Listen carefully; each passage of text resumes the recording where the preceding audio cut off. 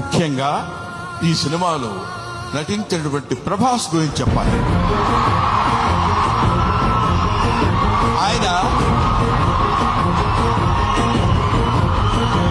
ఒక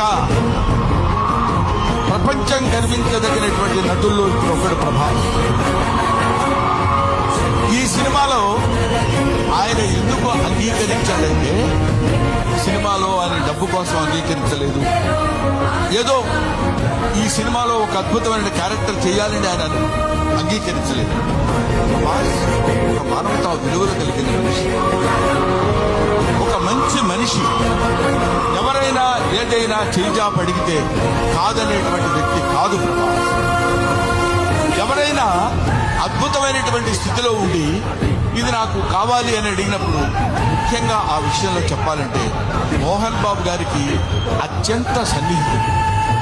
మోహన్ బాబు గారు ఎలాంటి వాడంటే, ఓ చిన్న ఆల్కహాల్ లాంటి వాడు, అలవాటైతే వదిలిపెట్టలేదు.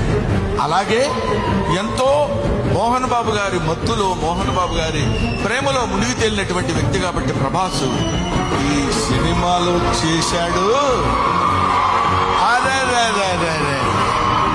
మోహన్ బాబు గారి ఎంట్రీ చూశారు కదా, అతను శ్రీరంగనాథ్ కూర్చున్నాడు, మ్యూజిక్ డైరెక్టర్.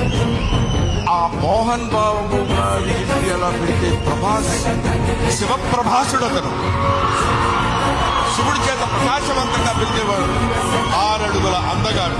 అతను విగ్గు పెట్టుకుని అలా వస్తున్నప్పుడు ఒళ్ళు గదురు పొడిచి వీర తాండవం, శివ తాండవం చేసేటువంటి విధంగా ఆ సినిమాలో నటించాడు ప్రభాస్.